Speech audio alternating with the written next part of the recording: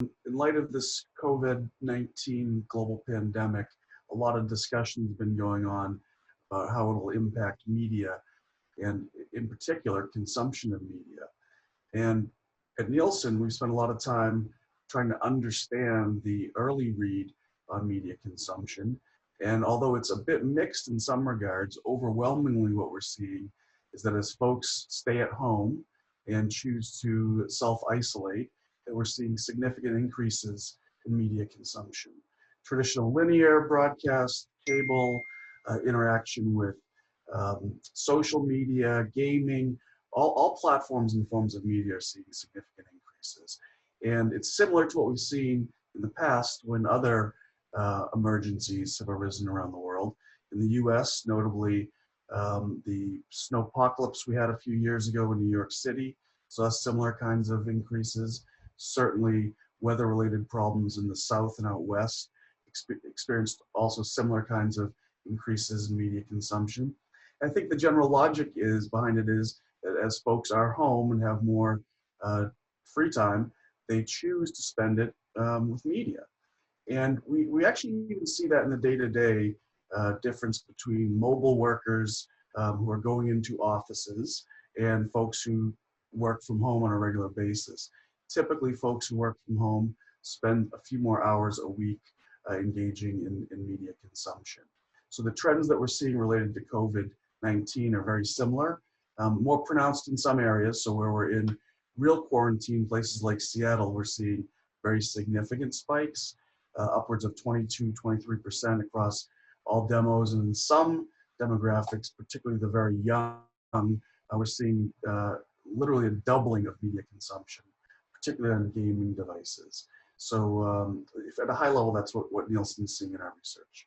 Give me some ideas in terms of how the marketplace is changing now, because there's a lot of concern, interest, a lot of things in terms of behavior, and of course there's a lot of programming change with live sports going away for now. Tell us sort of how you see the marketplace changing or how it might change. Yeah, so let's start with what we already know, Andy, and we already know that there's been a lot of cancellations in the media world. Production has stopped in a lot of places, so new scripted programming will be behind. You've seen a lot of live events already canceled, notably sports, with a number of leagues canceling, the entire NCAA being canceled, talk about the Olympics, talk about other events. So there definitely is a change in the content that will be available for folks to consume. That's irrefutable at this point. What we're also seeing, however, is that folks are choosing to spend more time with binge viewing, catching up on scripted television programming, gaming. So although the supply of new stuff is certainly going to slow for a bit, we don't see any trail off at all in consumption, and just the opposite, significant increases. How that factors into the buying and selling ecosystem remains to be seen. Guarantees that would have been made in deals for programming that's in flight right now happened in a pre-COVID-19 world. So they'll be evaluated against those criteria. And I think that what you'll see is larger audiences than would have been expected otherwise. So that would be good for the sellers of the media, also good for the buyers who should get larger audiences as a general rule, as folks are at home, choosing to distance themselves from others and spending more time with media. Peter, are there any lessons learned from what's been going on in other countries? I know you track what goes on in South Korea and many, many countries. Any interesting lessons to be learned there? Yeah, I think the early read from places like Korea, China, some of the other markets that were impacted earlier than the US, Italy, really are consistent with what we're starting to see happen in the US.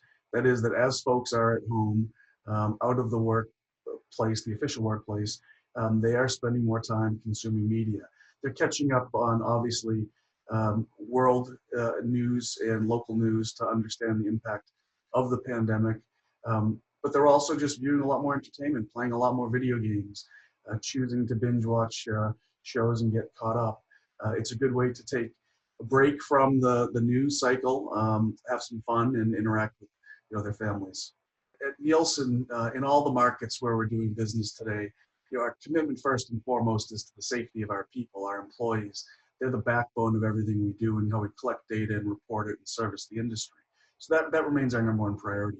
After that, we really are focused on business continuity and ensuring that all of our partners, buyers and sellers across markets, have the information that they need to effectively, manage their businesses in this very, very interesting and challenging time.